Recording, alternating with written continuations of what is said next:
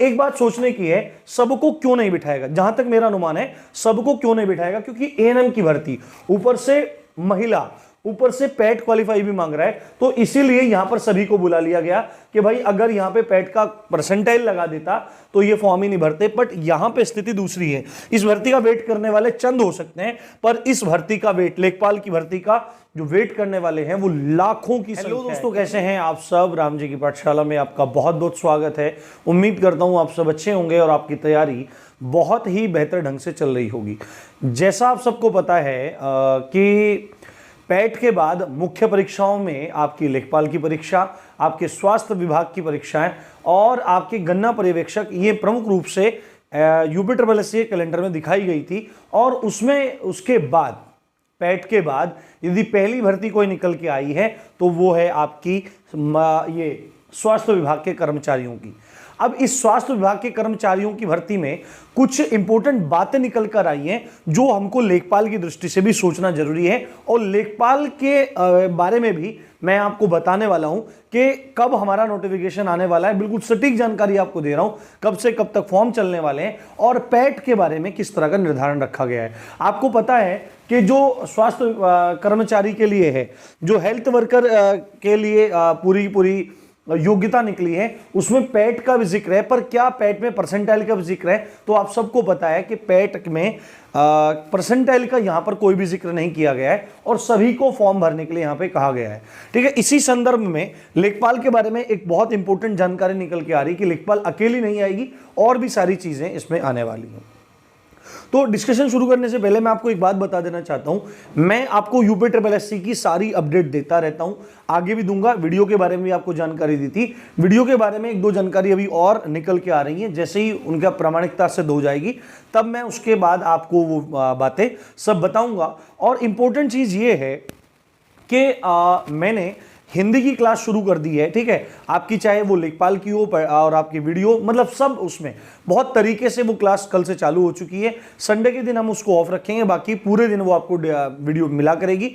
और कल से आपकी जो ग्राम विकास है उसकी क्लासेस आपकी आने शुरू हो जाएंगी। और आपको पता है राम जी की पाठशाला की सभी वीडियो निःशुल्क होती हैं और क्रिस्प और छोटी वीडियोस होती हैं विद बेस्ट कंटेंट।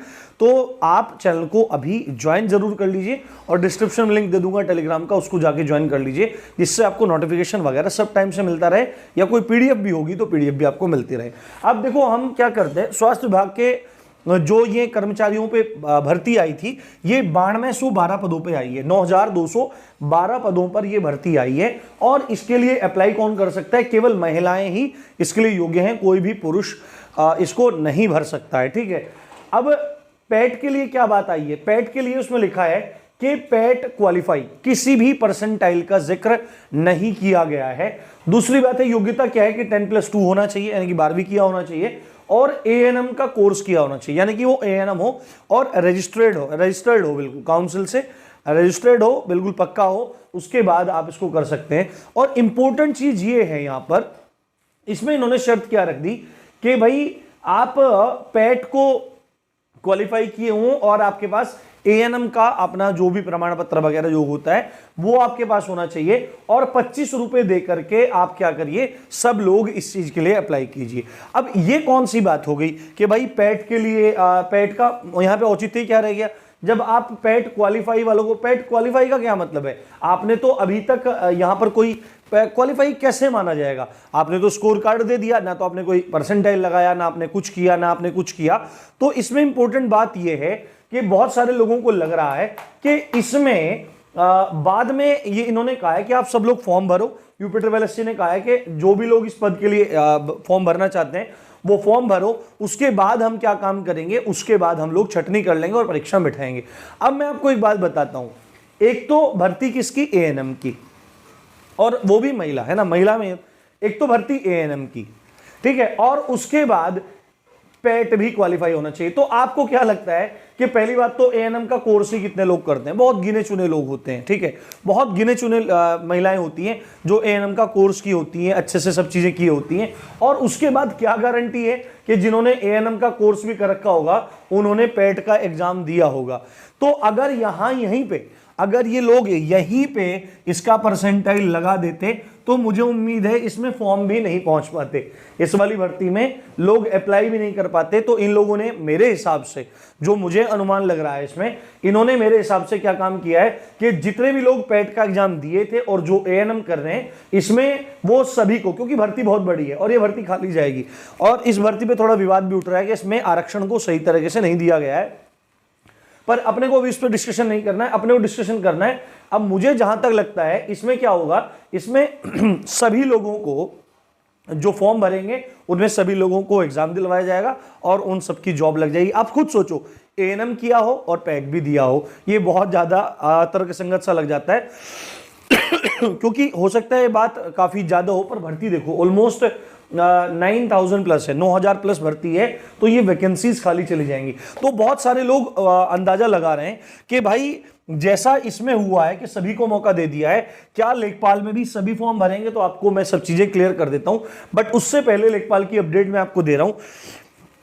लेखपाल की जो फॉर्म है, नोटिफिकेशन है, वो आपको अभी बस, आप देखो दिसंबर लास्ट चल रहा है, कोई कोई ही आपका दिन जा रहा है जब आपको लेखपाल का नोटिफिकेशन देखने को मिल सकता है। ठीक है, कोई कोई दिन जा रहा है, क्योंकि आपको पता है कि आचार संहिता लगने वाली है जनवरी के फर्स्ट वीक से, और पूरा इस चीज का अंदेशा था कि 20 दिसंबर के आसपास, है ना, 20 दिसंबर के आसपास आपके लेखपाल के नोटिफिकेशन आ जाने के चांसेस हैं। लेखपाल का सिलेबस पहले ही आ गया है, तो नोटिफिकेशन भी बस पीछे ही पीछे आ रहा है, कोई कोई ही आपका दिन जा रहा है, तो आप बिल्कुल नोटिफिकेशन के लिए तैयार रहे। फॉर्म कब से भरे जाएंगे? तो फॉर्म भरे जाएंगे आपके दिसंबर में, नोटिफिकेशन आएगा और जनवरी तक पूरा 1 महीना आपको मिलेगा। और एग्जाम के बारे में बताता हूं, एग्जाम के बारे में जो खबर निकल के आ रही है वो निकल के आ रही है कि आपका जो एग्जाम होगा वो मार्च में होगा। कब? मार्च 22 में आपका एग्जाम होगा, क्योंकि अब एकदम 1 महीना फॉर्म भरने में लगेगा और उसके तुरंत बाद आपके चुनाव आ जाएंगे, तो परीक्षा तो हो ही नहीं पाएगी। मुझे भी नहीं लगता है पर्सनली कि परीक्षा हो पाएगी। परीक्षा मार्च या अप्रैल में ही आपकी होगी। ठीक है, मार्च या अप्रैल में ही होगी।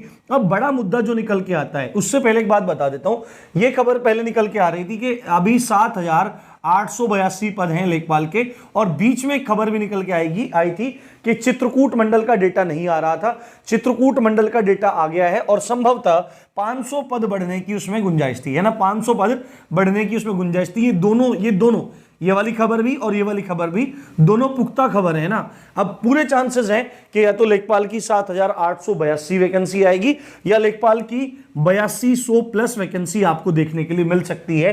तो लेखपाल की अकेली वैकेंसी भी आ सकती है, पर अभी का अपडेट है, उस अपडेट में था कि लेखपाल भर्ती अकेले नहीं आएगी, उसके साथ में जूनियर असिस्टेंट और सीनियर असिस्टेंट, ये तीनों के तीनों पद एक साथ मिलकर आएंगे, जिसमें लेखपाल के 7,882 पद, जूनियर असिस्टेंट के 104 पद और सीनियर असिस्टेंट के आपके 53 पद आए, जो कुल मिला के 8,039 पद हो जाते हैं। तो इन पर विज्ञापन जल्दी ही निकलने वाला है, और जल्दी कब? दिसंबर में, अभी बस कोई दिन जा रहा है।